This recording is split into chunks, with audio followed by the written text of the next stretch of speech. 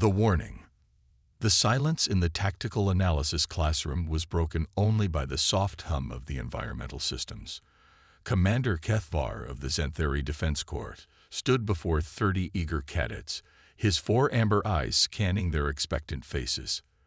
The wall display behind him showed star charts of the known galaxy, with various species territories marked in different colors. Today we discuss the most dangerous species in the galaxy, Kethvar announced, his voice carrying the weight of decades of military experience. His scaled skin bore the scars of countless battles, and his ceremonial armor gleamed under the classroom lights. Cadet 09, one of the brightest students in her class, raised her primary arm. Commander, surely you mean the Krillian Empire. Their plasma weaponry has dominated 3 star systems. A ripple of agreement passed through the classroom. Several other cadets nodded, their head crests fluttering with anticipation.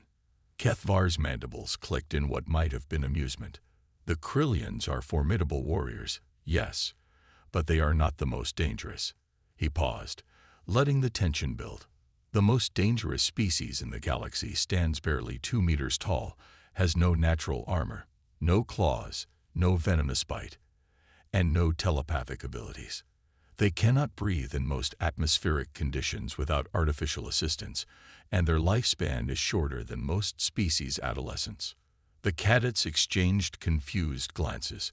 Cadet Tor 7, a bulky student with prominent neck ridges, scoffed. Commander, are you speaking of the humans? Those pink creatures from the Sol system. They barely achieved interstellar travel 50 years ago. Indeed. Kethvar nodded. The humans, and let me tell you why every military academy in the galaxy should study them, and why every commander should pray they never have to fight against them. He manipulated the wall display, showing a 3-dimensional image of a massive space station. This is Titan Mining Station, located in the asteroid belt of the Kepler 442 system. 30 years ago, I was a young captain assigned to protect this facility. It was a joint venture between the Xanthari Confederation and the newly admitted Human Colonial Administration. The image zoomed in, showing the station's massive mining arrays and processing facilities. The station was designed to extract rare minerals from the asteroids, minerals essential for faster-than-light drive construction. The operation was considered routine, boring even. That changed when the Nexus storm hit. Kethvar gestured to the display, which now showed swirling clouds of energy surrounding the station. A Nexus storm is a spatial anomaly that occurs once every few centuries. It creates electromagnetic interference so severe that all electronic systems fail. No communications, no life support, no artificial gravity. Most importantly, no way to escape. Cadet 09 leaned forward. How long do such storms typically last? This one was predicted to last 72 hours. Kethvar replied grimly. The station's emergency life support could sustain the population for 48 hours at most. There were 3,000 beings aboard that station. 2,000 Xanthari workers and their families, 800 Krillian technical specialists, and exactly 200 humans. The classroom fell silent as the implications became clear. The human contingent was led by Captain Lyra Blackwood, a former military engineer turned diplomatic liaison. I remember thinking she seemed unremarkable when I first met her. Average height for a human, brown hair, blue eyes, nothing that would suggest she was anything special. I was wrong. Kethvar activated another section of the display, showing the station's internal layout. When the storm hit, panic spread quickly. The Xanthari engineering teams calculated that even with strict rationing, we would run out of breathable air 6 hours before the storm ended. The Krillian specialists suggested we evacuate non-essential personnel to the emergency pods and jettison them into space, hoping some might survive until rescue arrived. A logical solution, Cadet Tor 7 commented. Perhaps, Kethvar agreed. But Captain Blackwood had a different idea. She requested access to the station's complete technical specifications and spent 6 hours studying them, while the rest of us argued about evacuation protocols. Then she did something that changed my understanding of humans forever. The commander paused, his expression growing distant as he recalled the memory. She called a meeting of all department heads. I expected her to present some minor modification to our evacuation plan. Instead, she stood before us and said, "We're not evacuating anyone. We're going to convert the mining equipment into life support systems." Several cadets gasped. Converting industrial mining equipment into life support systems was theoretically possible, but practically insane. The precision required, the time constraints, the risk of catastrophic failure. It was madness. I told her it was impossible, Kethvar continued. The mining arrays were designed to break apart asteroids, not recycle atmosphere. The power requirements alone would drain our emergency reserves in hours. She looked at me with those calm blue eyes and said, "Impossible is just another word for something we haven't figured out yet." Kethvar manipulated the display to show the station's mining arrays. What happened next was the most remarkable display of engineering ingenuity I have ever witnessed. Captain Blackwood didn't just convert the equipment, she completely reimagined how it could function. The mining lasers, originally designed to cut through rock, were recalibrated to break down carbon dioxide at the molecular level. The ore processors, meant to separate minerals from stone, were reprogrammed to filter toxins from the air. The gravity generators, used to move massive asteroids, were reconfigured to compress and circulate atmosphere throughout the station. Cadet 09 looked skeptical. "Commander, even if such modifications were possible, the time required to implement them would be enormous. You said the storm lasted 72 hours. Exactly right. Kethvar nodded. Which is why Captain Blackwood did something else that no Xanthari or Krillian commander would have considered. She divided the entire project into smaller tasks and assigned teams from all three species to work simultaneously on different components. The display now showed a complex flowchart of interconnected tasks and teams. She paired Xanthari precision engineers with human mechanics. She combined Krillian theoretical knowledge with human practical experience. Most importantly, she gave each team complete autonomy to solve their assigned problems however they saw fit, while maintaining coordination through a central communication hub. This approach violated every principle of hierarchical command structure we had been taught, Kethvar continued. Yet it worked. Within 12 hours, teams across the station were reporting breakthrough after breakthrough. The Xanthari human engineering team discovered that human duct tape, a primitive adhesive material, could create airtight seals that our advanced polymer compounds couldn't achieve in the storm's electromagnetic environment. Several cadets chittered in amusement at the mention of duct tape, but Kethvar's expression remained serious. The Krillian human theoretical team calculated that by running the mining arrays in a specific pulse pattern, they could reduce power consumption by 60% while actually increasing efficiency. Most remarkably, a mixed team of young technicians, beings who had never met before the crisis, developed a completely new method of atmospheric recycling that is now standard throughout the galaxy. Kethvar paused to let this information sink in. But the most extraordinary moment came 18 hours into the crisis. Our calculations showed that even with all these modifications, we would still fall short by approximately 4 hours of breathable air. The storm was stronger than predicted, and our power reserves were depleting faster than expected. I gathered the senior staff to discuss rationing protocols, essentially deciding who would receive life support priority in the final hours. Captain Blackwood listened to our debate for several minutes, then stood up and said something I will never forget. "You're thinking about this wrong. We don't need to ration what we have. We need to create what we need." The classroom was completely silent now, every cadet hanging on Kethvar's words. She led us to the station's botanical section, a small hydroponics bay where humans grew food plants. It was a tiny area, perhaps 50 square meters, containing what appeared to be simple farming equipment. Captain Blackwood explained that these plants didn't just produce food. They produced oxygen as a byproduct of photosynthesis. The problem was that the natural process was too slow to meet our needs, so she proposed something that seemed absurd: artificially accelerate plant growth using the mining station's equipment. Kethvar brought up an image of the hydroponics bay, now modified with strange additions. Using mining lasers recalibrated to specific light frequencies, they created an artificial sun that could run day-night cycles in hours instead of weeks. The ore processors were converted to create perfect nutrient solutions. The gravity generators created optimal growing conditions.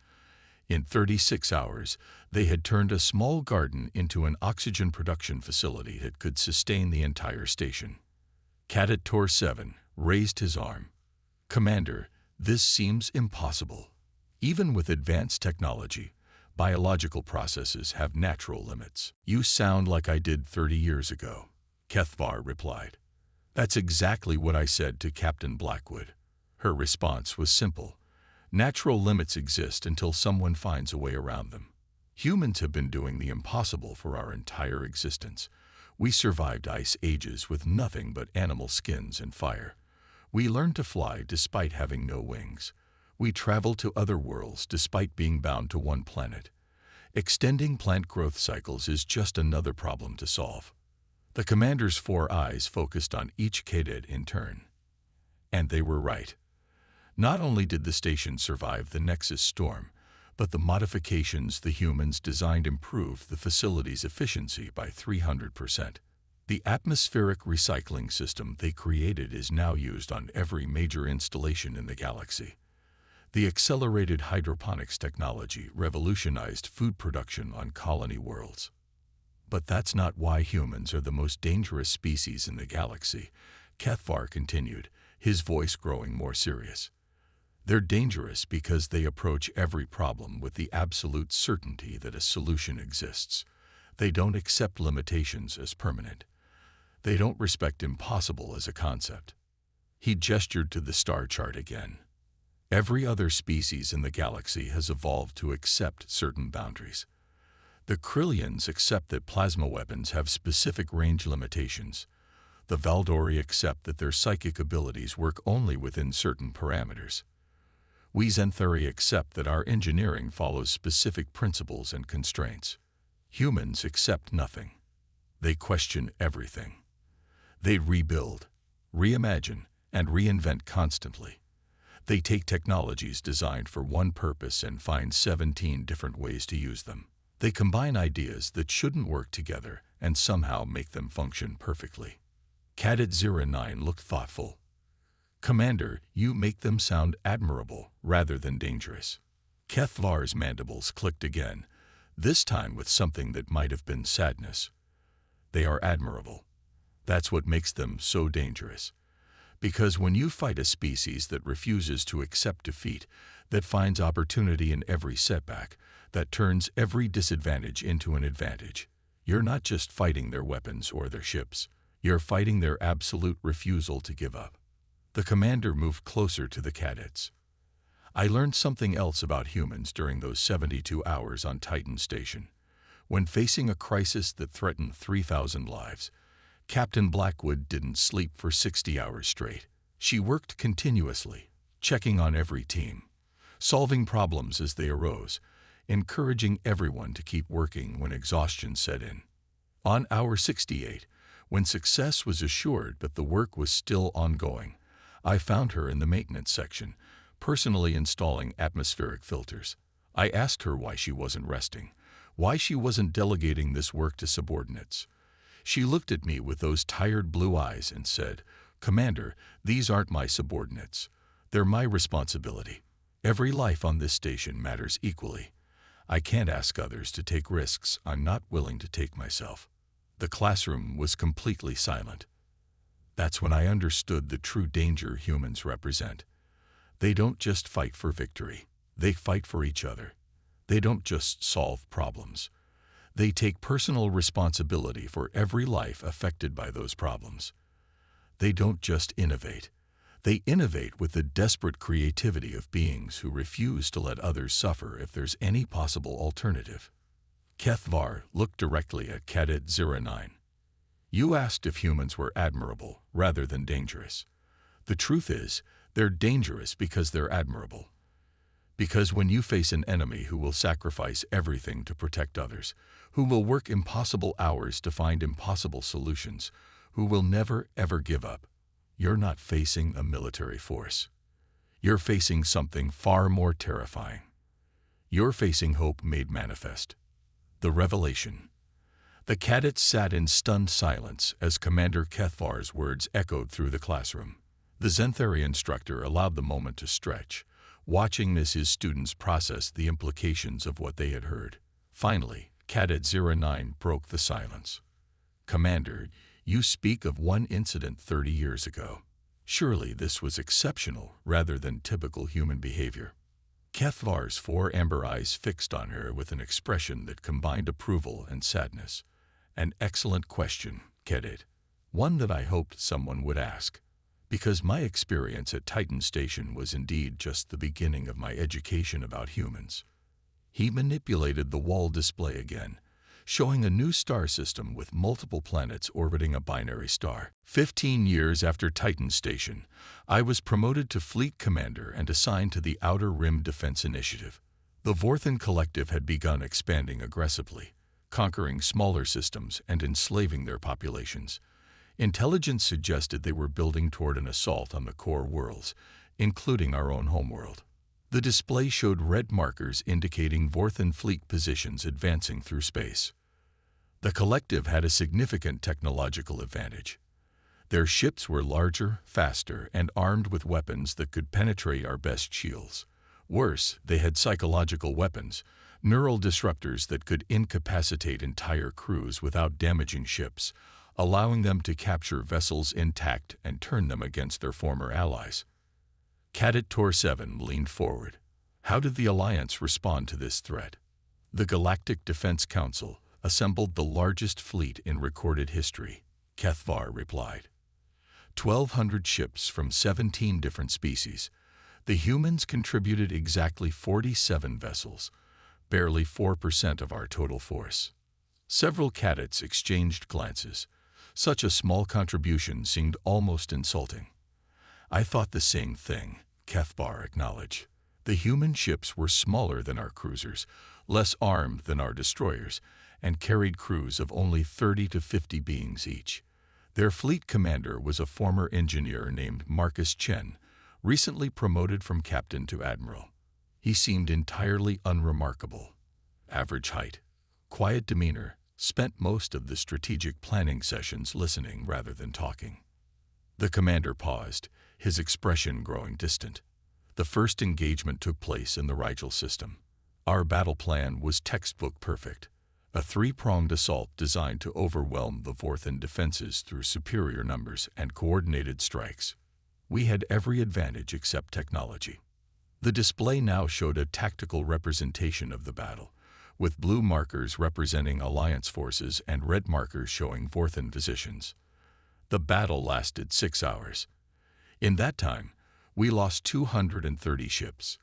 The Vorthans lost 15. Their neural disruptors were even more effective than intelligence had predicted. Entire squadrons were incapacitated before they could fire a shot. Ships that weren't disabled were destroyed by weapons that seemed to bend space itself. But here's what I found remarkable, Kethvar continued. Of the 47 human ships that entered that battle, 45 survived. Not only survived, they were the only vessels that seemed completely unaffected by the neural disruptors. Cadet 09 looked puzzled. Were human minds somehow resistant to Vorthan psychological weapons? That's what we thought initially, Kethvar replied. Admiral Chen explained that human ships were equipped with what they called cognitive firewalls, sophisticated AI systems that could isolate crew minds from external influences. We requested these systems for our own vessels immediately. Admiral Chen agreed, but said something that should have been a warning. "Commander Kethvar, we'll share our technology gladly. But remember that technology is only as effective as the beings who use it. These systems require constant manual override and adjustment. They work for us because we've trained specifically to operate them under combat conditions. The tactical display shifted, showing the second engagement 3 weeks later. We installed the cognitive firewalls on every surviving vessel and engaged the Vorthens again in the Altair system. This time, we were confident. We had their measure, we had their countermeasures, and we had learned from our mistakes. Kethvar's expression grew grim. The battle was a disaster. The cognitive firewalls worked exactly as advertised. They protected us from neural disruption. But they also required constant attention from crew members who should have been operating weapons or navigation systems. Our effectiveness decreased by 60% because half our personnel were occupied maintaining psychological defenses. Meanwhile, the human ships moved through the battle like dancers in a performance. Their crews somehow managed the cognitive systems while simultaneously operating their vessels with precision we couldn't match. They coordinated strikes, provided cover for our retreating ships, and actually disabled 3 Vorthen vessels using tactics I still don't fully understand. Cadet Tor 7 raised his arm. What kind of tactics? They used their own ships as bait, Kethvar replied simply. Admiral Chen's flagship deliberately drew fire from the largest Vorthen dreadnought, staying just barely ahead of its weapon systems while leading it into a trap. Meanwhile, smaller human vessels used the distraction to approach undetected and disable the dreadnought's engines with surgical strikes. The commander manipulated the display to show the maneuver. But that wasn't the remarkable part. The remarkable part was what happened when the dreadnought's engines failed. Instead of destroying the vessel, the humans boarded it. The classroom fell silent again. They boarded a ship containing 3,000 hostile aliens armed with psychological weapons and technology superior to anything in our fleet. They did this with assault teams of 12 humans each. Admiral Chen explained their reasoning. Commander, that ship contains intelligence about Vorthen plans and technology that could end this war. But more importantly, it contains 3,000 sentient beings who didn't choose to be part of this conflict. Most Vorthen crews are conscripts from conquered worlds. If we can free them, we gain allies instead of creating more enemies. Kethvar paused, letting the implications sink in. The boarding operation took 18 hours. The humans faced psychological attacks that would have left most species catatonic. They encountered weapons and defenses they had never seen before. They were outnumbered 250 to 1. They succeeded completely. Several cadets gasped. Not only did they capture the dreadnought intact, but they discovered that Admiral Chen was correct. 60% of the Vorthen crew were forced conscripts from 12 different conquered species. The humans not only freed them, but convinced most to join the Alliance fleet. But the most extraordinary part came next. Kethvar continued. The captured dreadnought contained complete intelligence on Vorthen fleet dispositions, battle plans, and technological specifications. The logical step would be to use this information to plan our next attack. Instead, Admiral Chen proposed something unprecedented, a rescue mission. The display now showed a new star system with a heavily fortified planet at its center.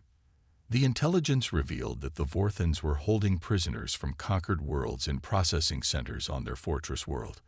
Nearly 1 million beings from dozens of species being prepared for neural conditioning and slavery. The planet was defended by the entire Vorthen home fleet, over 300 ships. Admiral Chen requested a meeting with all Alliance commanders. I expected him to present a plan for attacking the fortress world after we had built up our forces. Instead, he said something that shocked everyone. We're going to rescue those prisoners. All of them. And we're going to do it now, before the Vorthens realize we have their intelligence. Cadet 09 looked incredulous. Commander, that sounds like suicide. Even with the intelligence advantage, attacking the heavily defended world with a depleted fleet. Exactly what I said. Kethvar nodded. Admiral Chen's response was typically human. Commander, every day we delay means more prisoners are processed and lost forever. We have 43 operational human ships, 420 Alliance vessels in various states of repair, and complete intelligence on enemy positions. Most importantly, we have something the Vorthans don't expect. Refugees from their own fleet who know their security codes and protocols. The commander's expression grew thoughtful. What happened next taught me something about humans that changed my understanding of courage itself. Admiral Chen didn't just plan a rescue mission. He designed an operation that would succeed even if it cost every ship in the fleet. The plan was elegantly simple and utterly terrifying. The human ships would approach the fortress world openly, broadcasting surrender codes they had obtained from the captured dreadnought. This would allow them to get close enough to disable the planetary defense systems. Meanwhile, the Alliance fleet would approach from the opposite side of the system, hidden by the planet's mass. Once the defenses were down, every available ship would converge on the prison facility simultaneously. The goal wasn't to defeat the Vorthan fleet. It was to evacuate as many prisoners as possible before the enemy could respond. The tactical display showed the complex maneuver, with hundreds of ships moving in carefully coordinated patterns. I asked Admiral Chen what would happen to the human ships after they disabled the planetary defenses. They would be surrounded by the entire Vorthan home fleet, with no possibility of escape. His answer was simple. "Commander, someone has to hold the door open while the evacuation proceeds." We volunteered. Kethvar's voice grew quieter. 43 human ships approached the fortress world broadcasting surrender. The Vorthans, believing they were accepting the defeat of the Alliance fleet, allowed them to approach within weapons range of the defense platforms. At exactly the planned moment, the humans opened fire. Not with the intention of destroying the platforms, but with surgical precision designed to disable them, without triggering automatic lockdown protocols that would trap the prisoners. The operation was flawless. In 17 minutes, every major defense system was offline. The Alliance fleet emerged from behind the planet and began the evacuation. Transport ships landed at prison facilities across 3 continents, loading refugees as quickly as possible.